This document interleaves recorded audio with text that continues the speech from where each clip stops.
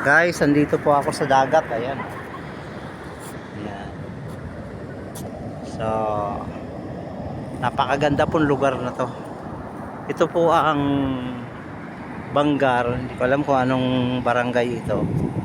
Pero puro beach resort ito eh, oh. Oh. Ayan.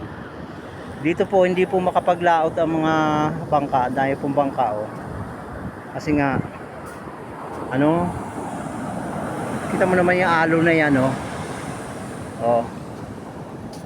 Napakaganda. Oh. Naliligo yung mga bata, oh. Delikado yan. Oh. Oh, nako. Oh.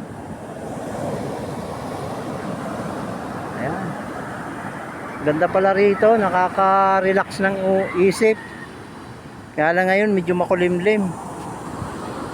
Kaya walang pumupunta sa laot, tao. Ayun yung mga bangka nila, oh. Ayun, laki ng alon, no? Sarap maligo. Oh. Ang linis ng buhangin, no?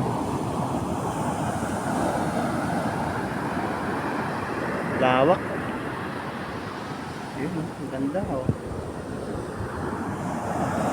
Oh. Ayan, guys.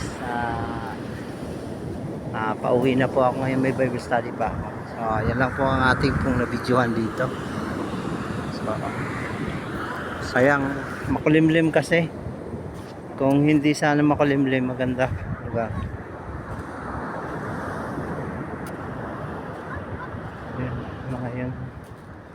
Hindi sila makapagpalaot kasi nga maulan. Dahil palang bangka dito eh.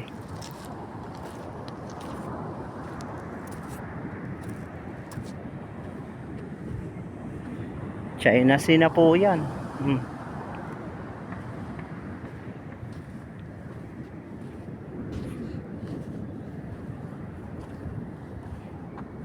So, yun lang guys.